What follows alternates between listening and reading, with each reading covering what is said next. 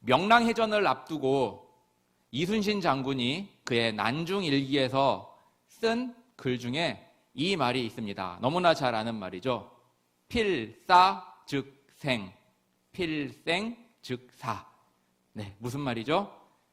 네, 살고자 하는 자는 죽을 것이요, 죽고자 하는 자는 살 것이다 라는 이 말씀입니다. 그런데 이 이순신 장군께서 예수님을 알았던지 예수님과 똑같은 그 말씀을 하고 있는 것이죠. 마가복음, 마태복음, 누가복음 이 세 권 모두에서 이렇게 말씀하고 있습니다. 누구든지 제 목숨을 구원코자 하면 잃을 것이요, 누구든지 나를 위하여 제 목숨을 잃으면 찾으리라. 네, 이순신 장군이 천국 갔을까요? 잘 모르겠습니다. 그렇지만 이 말씀은 또 예수님께서 이미 하셨던 복음서에 기록된 말씀이에요. 얼마나 중요했든지 마태복음, 마가복음, 누가복음 이 복음서 세 권에서 다 이렇게 강조하고 있습니다. 누구든지 나를 위하여 자기 목숨을 구원코자 하면 잃을 것이요, 누구든지 나를 위하여, 예수님을 위하여 자기 목숨을 잃으면 찾으리라 라고 말씀하고 있습니다. 오늘 우리는 지금 교회에 있습니다. 교회는 예배하는 곳입니다. A.W. 토저 목사님은 이렇게 말씀하셨어요. 교회는 예배하기 위해 존재한다. 모든 교회는, 모든 세대에 걸친 모든 교회는 하나님을 먼저 경배하기 위해 존재한다. 우리의 섬김이 끝날 때 예배를 추가로 하는 것이 아니다. 하나님을 예배하는 것이 우리의 첫 번째 부르심이다 라고 말씀하고 있습니다. 하나님의 백성들을 부르신 것, 하나님의 자녀들을 부르신 것은 무엇 때문에요? 그 첫 번째 이유가 예배하기 위해서 부르셨다라고 말씀하고 있습니다. 그래서 지금 이렇게 창고라는 시대에 하나님 앞에 나와 예배하는 우리 성도님들, 주님께서 그 중심을 다 알고 계시고 주님께서 기뻐하시리라 믿습니다. 1828년 9월 9일 러시아의 남쪽 작은 마을에서 한 아이가 태어났습니다. 이 아이는 태어났을 때 넓적한 코, 두꺼운 입술, 그리고 작은 눈, 그리고 큰 손과 발, 그 어느 것 하나 예쁜 것 하나도 없어요. 고운 모양도 없고 풍채도 없었습니다. 사람들이 보기에 흠모할 만한 아름다운 것이 없이 태어난 한 아이가 있었습니다. 그런데 엎친 데 덮친 격으로 이 아이가 어린 나이에 부모님도 모두 돌아가셨어요.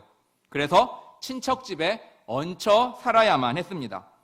부모도 없고 자신의 못생긴 외모로 인해 이 아이는 항상 주눅들어 살아야 했습니다. 자신의 환경을 보며 자신의 외모를 보며 늘 비관하며 살았던 것이죠. 이 아이는 속으로 나는 어느 것 하나 행복한 것이 없어 라고 하며 자학하며 세간을 보냈습니다. 이 아이는 하나님께 자신의 외모와 자신의 환경을 바꾸어 달라고 하나님께 간절히 기도했습니다. 그러나 그 아이의 기도는 응답되지 않았습니다. 하지만 시간이 지나며 이 아이는 깨달았어요. 무엇을? 바로 행복은 외적인 것에 있지 아니하고 바로 마음에 있다는 것을 깨달았습니다. 그리고 그는 사람들의 마음을 따뜻하고 아름답게 하는 글들을 써 내려갔습니다.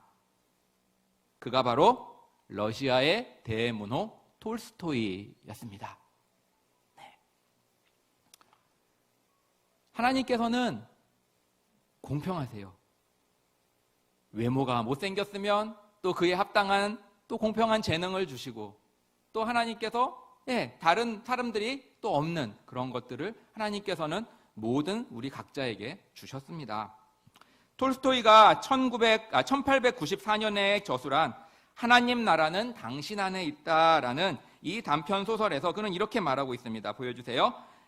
삶에서 가장 중요한 것은 하나님의 나라를 이루는 것을 돕는 일이다. 그리고 이는 우리 개개인의 진실에 대한 깨달음과 선포에 의해 이루어질 수 있다라고 말했습니다. 삶에서 가장 중요한 것은 뭐라고요? 하나님 나라를 이루는데 돕는 거라고 해요. 그런데 그것은 어떻게 이루어진다고요? 우리 개개인의 진실에, 우리 인간에 대한 진실에 대한 깨달음, 진실을 깨달음과 선포에 의해서 이루어진다라고 말하고 있습니다. 그래서 우리 삶에서 가장 중요한 것, 즉 하나님의 나라를 이루는데 돕는 데 필요한 인간 개개인의 진실이 무엇일까에 대해서 톨스토이는 그의 단편 소설인 사람은 무엇으로 사는가에서 말하고 있습니다.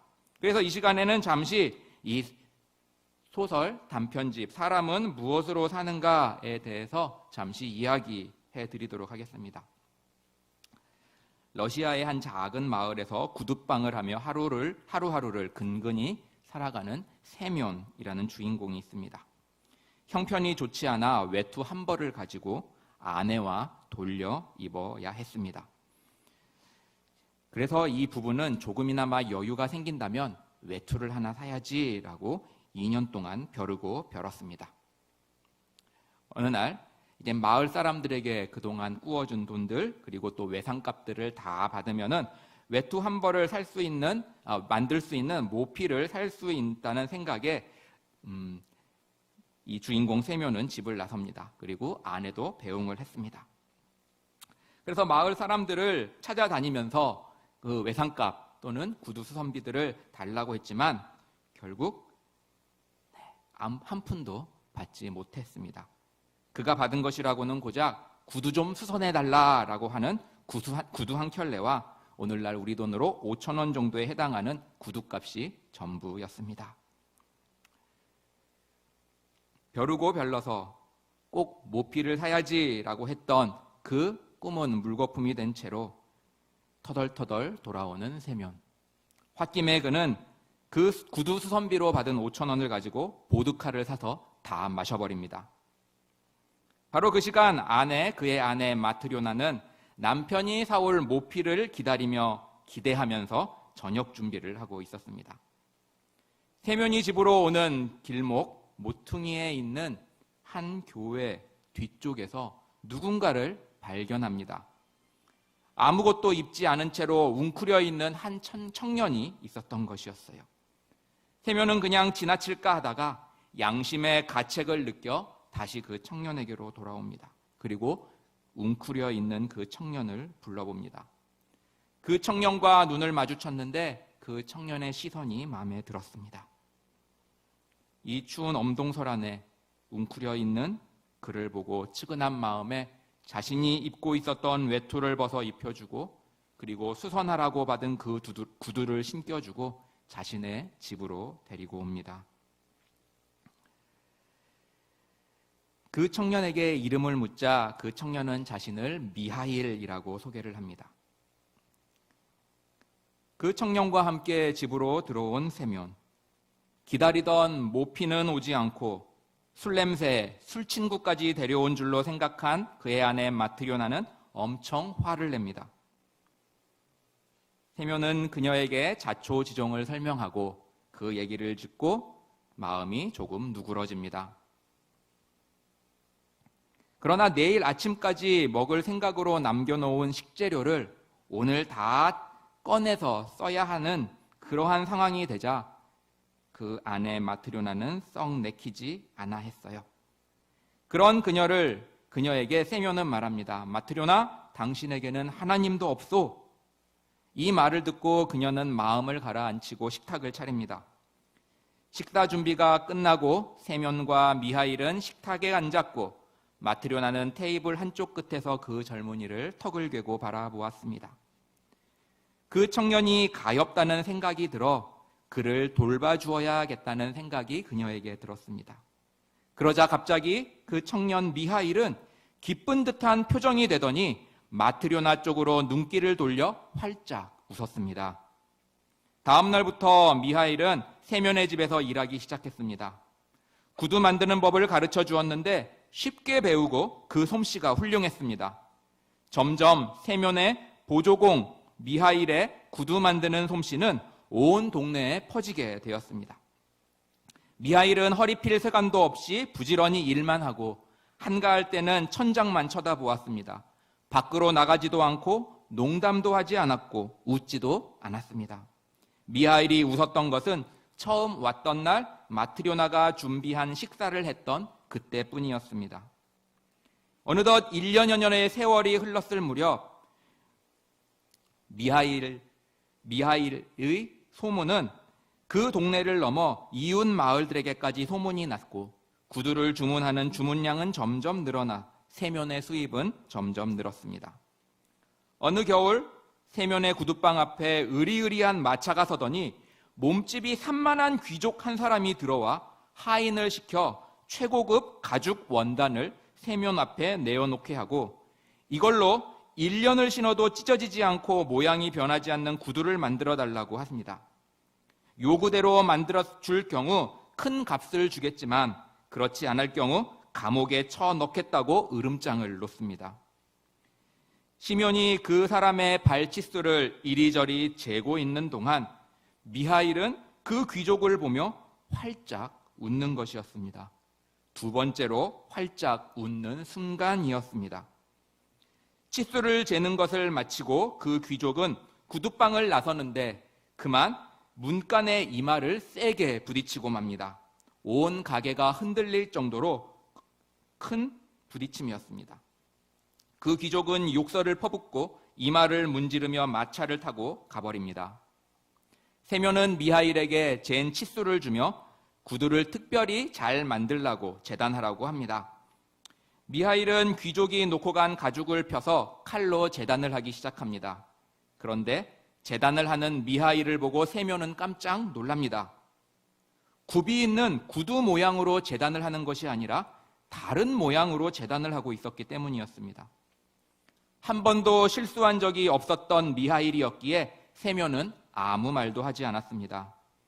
그런데 제단을 마치고 바느질까지 시작한 미하일이 만들고 있는 신을 보니 구두가 아니라 슬리퍼임을 알아차린 세면은 미하일에게 참다 못해 입을 엽니다. 이보게, 아까 그 귀족 나으리는 굽 있는 구두를 주문했는데 당신은 지금 뭘 만들고 있는 겐가? 그런데 갑자기 누군가 문을 두드리는 것이었습니다. 나아가 보니 아까 그 귀족과 함께 왔던 하인이었습니다. 하인은 세면에게 말했습니다. 구두가 필요 없게 되었어요. 주인님이 집에 도착해 보니 마차에서 죽어 있었습니다. 그러자 주인 마님이 구두방에 달려가서 이제 구두는 필요 없게 되었으니 그 가죽으로 죽은 사람에게 신기는 슬리퍼를 지어달라고 말하거라. 그리고 기다렸다가 그것을 가지고 오너라 라고 말했습니다. 그 말이 끝나기도 채 전에 미하일은 방금 완성한 슬리퍼를 들고 오더니 그 하인에게 건네주고 하인은 값을 지불하고 그 슬리퍼를 받아들고 돌아갑니다. 어느덧 미하일이 세면의 집에 온 지 6년이 되었습니다. 6년 동안 미하일의 생활 패턴은 똑같았고 지금까지 딱 2번 웃은 일밖에는 없었습니다. 어느 겨울 깨끗한 옷차림을 한 부인이 어린 두 여자아이의 손을 한 손씩 잡고 세면의 구두방에 들어왔습니다.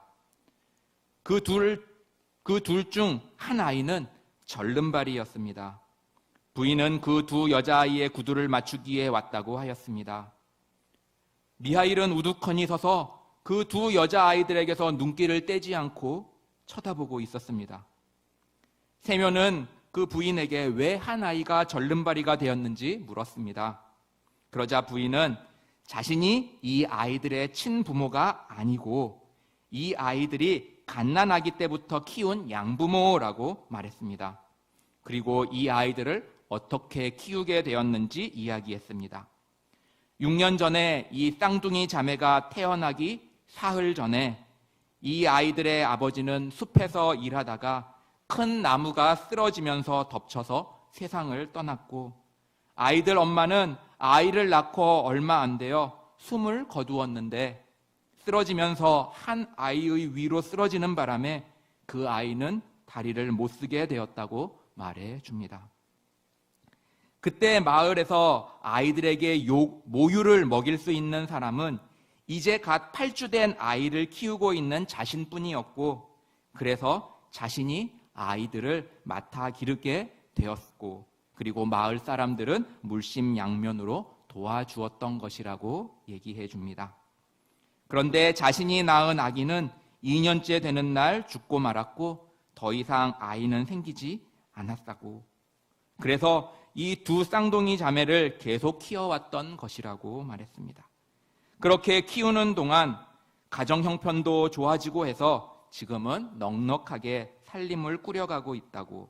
그리고 만일 이 두 아이가 없었더라면 자기는 혼자 쓸쓸해서 살지 못했을 것이라고. 그래서 이 아이들은 자신에게 있어서 보석과 같은 소중한 존재들이라고 이렇게 말을 했습니다. 그러면서 이 얘기를 끝나고 그 여인은 한 손으로는 절름발이 소녀를 자신의 품에 끌어안고 다른 한 손으로는 눈물을 닦았습니다. 이 말을 듣고 있던 세면의 아내 마뜨료나도 길게 한숨을 지으며 이렇게 말합니다. 부모 없이는 살아갈 수 있지만 하나님 없이는 살아가지 못한다고들 흔히들 말하는데 정말로 맞는 말인 것 같아요. 그런데 갑자기 미하일이 앉아있는 쪽 구석에서 섬광이 비춰와 온 방안이 환하게 밝아졌습니다.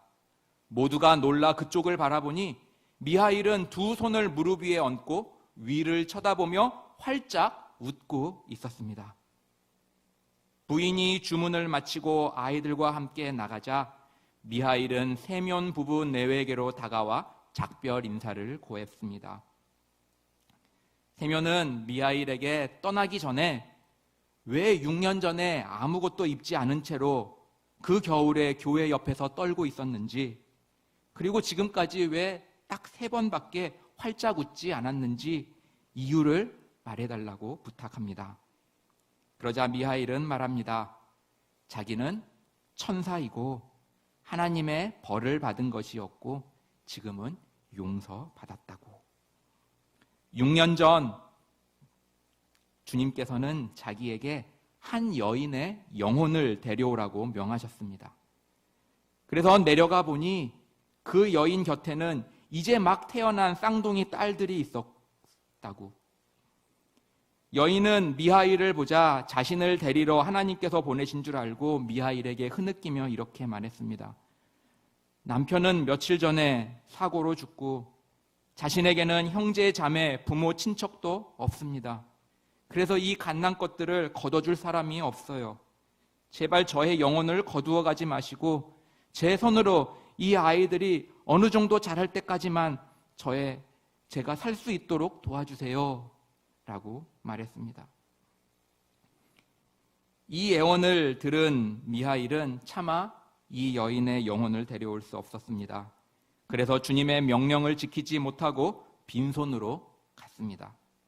그러자 주님께서는 미하일에게 그래도 그 여인의 영혼을 데려오라고 명하시고는 그 여인의 영혼을 데리고 가는 과정에서 그 여인의 몸이 침상에서 쓰러지면서 한 아이에게 덮쳐 그 아이는 다리를 절게 되었고, 미하일은 하나님의 명령에 순종하지 않은 별로 지상에 내보내졌는데, 주님께서는 미하일에게 첫 번째, 사람의 마음속에는 무엇이 있는가?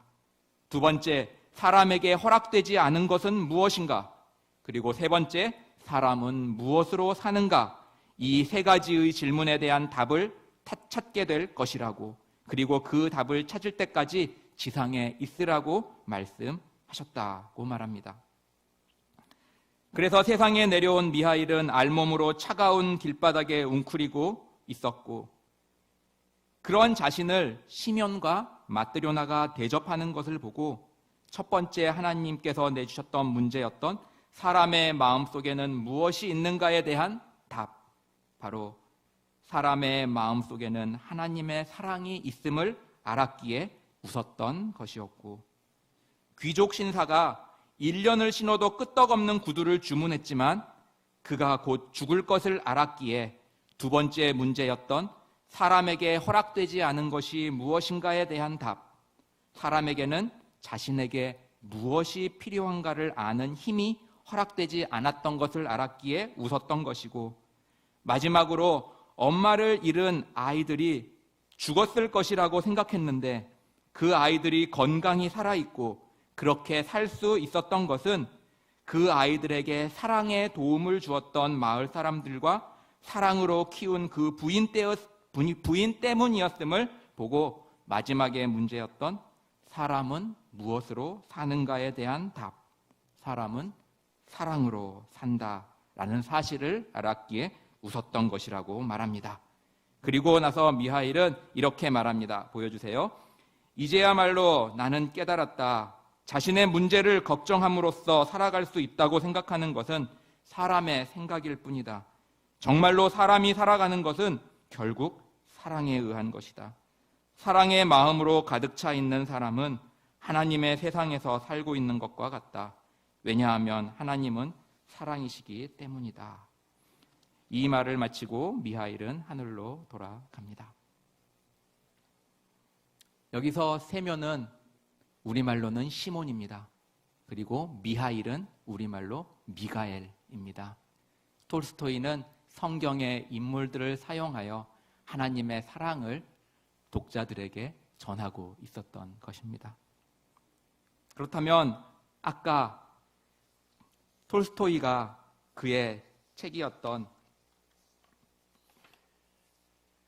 하나님 나라는 당신 안에 있다에서 삶에서 가장 중요한 것은 바로 하나님의 나라를 돕는 일이고 그것은 개개인의 삶의 진실에 대한 깨달음으로부터 나온다고 했을 때 우리는 바로 우리 삶의 중요한 것, 하나님 나라를 이루는데 우리가 도울 수 있는 인간 개개인의 진실이 무엇인지 알게 됩니다. 바로 사람은 하나님의 사랑으로 살아간다입니다. 그렇습니다.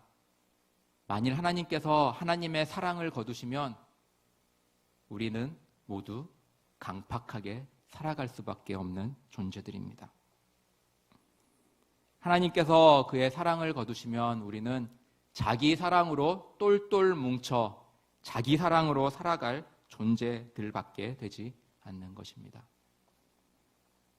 지금 우리가 살아가는 이 시대 2022년 지금으로부터 3, 40년 전에 살았던 사람들이 오늘을 예견하며 2022년 정도가 되면 유토피아의 사회가 될 것이다. 살기 좋은 사회가 될 것이다. 라고 그렇게 예견했던 사람들이 그 예견했던 그 시대를 살고 있는 우리는 지금 무엇을 보고 있습니까? 기술은 발달했지만 그 기술로 수많은 생명들이 목숨을 잃어가고 있습니다. 2022년 1월에 실린 한 기사를 보면 올해 1월입니다. 작년 한 해, 2021년 한 해 코로나를 비롯해 전염병으로 죽은 사람이 1,300만 명이라고 합니다. 코로나로 대략 600명 가량이 세상을 떠났고 그리고 다른 전염병으로 약 700만 명이 세상을 떠난 거예요. 그런데 전염병으로 1,300명이라는 숫자가 세상을 떠났지만 낙태로 세상을 떠난 생명은 그보다 3배 많은 4,260만 명이라고 합니다.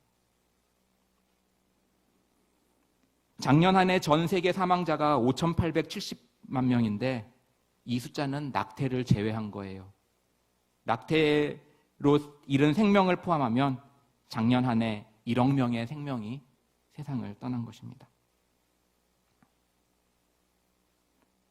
의술의 발달로 결국은 수많은 생명들이 생명을 잃어야 했습니다. 또 이 시간, 지금 이 순간에도 지구 저편에서는 첨단 기술로 사람들의 목숨이 지금도 사라지고 있습니다. 지금 이 시간에도 목숨을 잃는 사람들이 누구입니까? 바로 똑같이 우리와 똑같이 2022년을 살아가고 있는 우리와 같은 사람들입니다. 우리보다 못난 사람들이 아닙니다. 그 사람들도 우리처럼 다양한 직업을 가지고 있고 전문 기술들을 가지고 있는 사람들입니다. 성악가, 과학자, 의료 종사자, 간호사, 올림픽 운동선수들, 화가, 음악가, 기술자, 전투기 조종사 등등 우리가 가지고 있는 그러한 모든 다양한 직업군에서 종사하고 있는 사람들이 지금 이 순간에도 목숨을 잃어가고 있습니다. 이 시간 짤막한 영상 3개를 보려고 합니다. 첫 번째 영상은 그 제목이 가족을 떠나보내는 아버지입니다. 바로 자신은 나라를 지키기 위해 남아야 하고 아내와 자녀는 생명을 위해 보내야 하는 그 아버지의 모습. 첫 번째 영상. 두 번째 영상은 울면서 혼자 피난을 떠나는 우크라이나 어린이. 그 다음에 세 번째는 다시 만난 아들입니다. 우리 하나씩 보도록 하겠습니다. 보여주세요.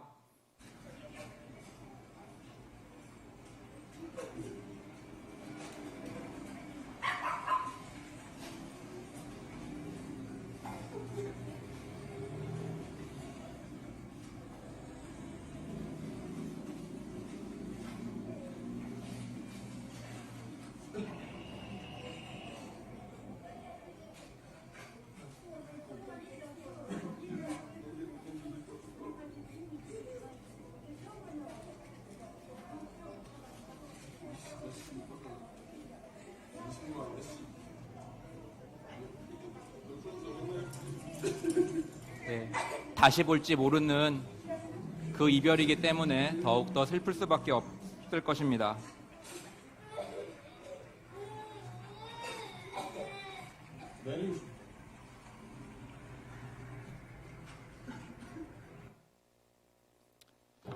두 번째 영상은 울면서 혼자 피난 가는 우크라 어린이입니다.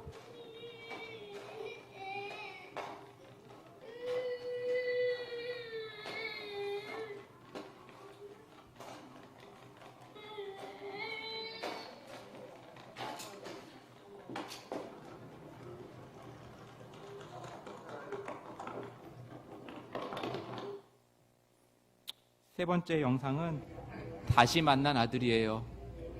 피난길에 급하게 정신없는 와중에 와서 아들을 놓치고 부모님만 온 것입니다. 그런데 헝가리 국경에서 그 아들을 다시 만난 거예요. 그 아들은 낯선 누군가가 태워줘서 그곳까지 올 수 있었습니다. 그래서 지금 그 아이를 데리고 와준 그 낯선 분에게 감사의 인사를 하는 것이죠.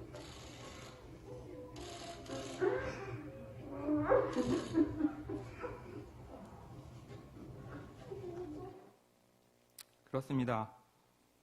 저들은 우리와 똑같은 이 시대를 살아가고 있는 사람들입니다.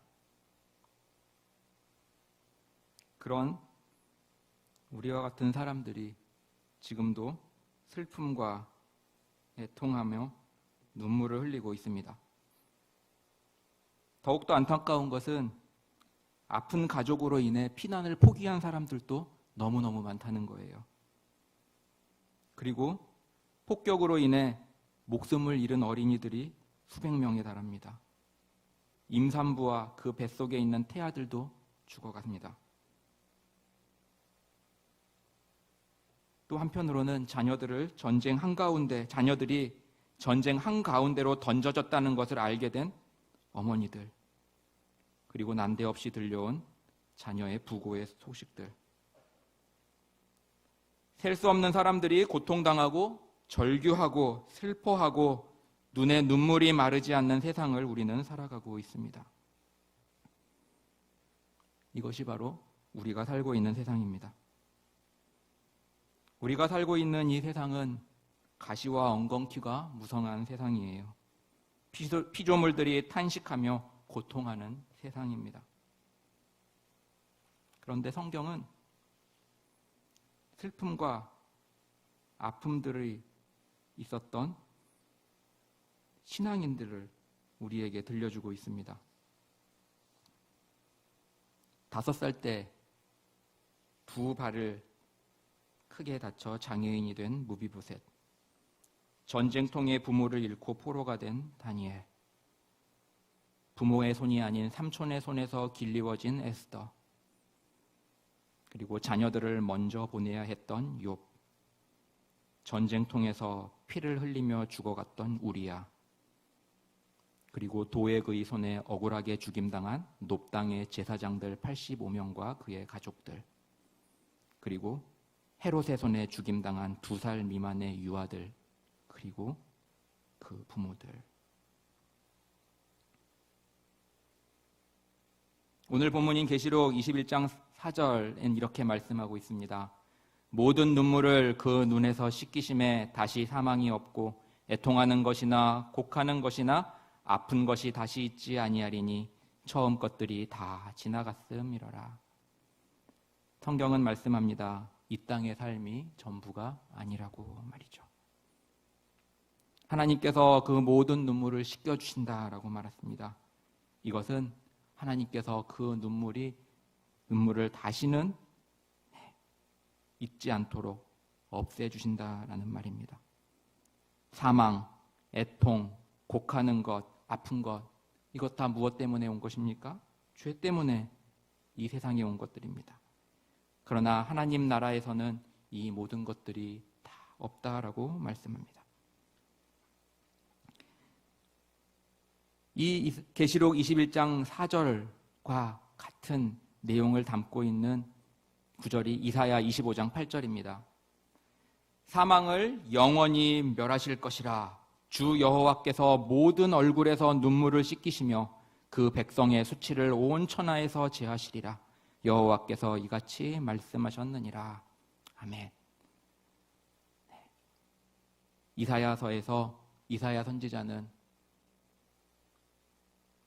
비록 그 이스라엘 백성들이 죄들로 말미암아 포로로 잡혀가겠지만 그래도 하나님께서 그들을 다시 회복시키려는 소망의 말씀을 주시며 이 말씀을 주신 것입니다.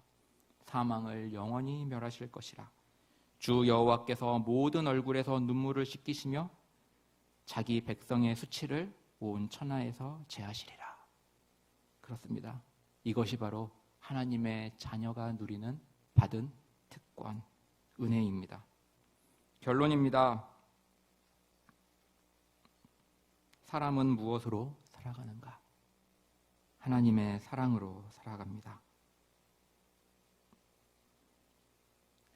우리를 위해 고통과 저주를 한 몸에 받으셔야 했던 예수 그리스도.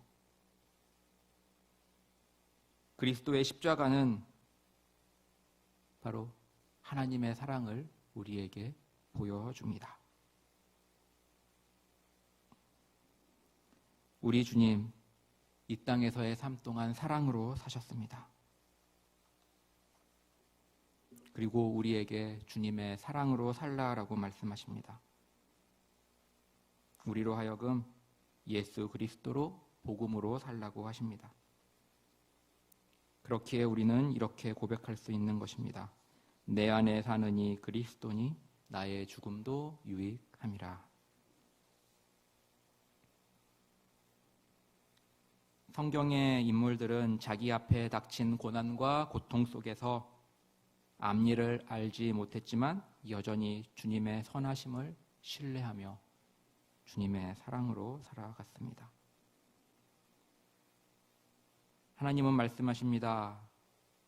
겉으로는 어리석게 보이는 그 하나님의 미련함이 사람의 지혜보다 낫다라고요. 그렇습니다. 우리는 이 세상, 유한하고 제한된 세상에 살아가고 있지만 주님은 영원하시고 전지전능하신 분입니다. 주님을 신뢰함으로 우리에게 주어진 삶 속에서 주님의 사랑으로 살아가고 그 사랑을 실천하는 주님의 백성들로 살아가기를 축원합니다.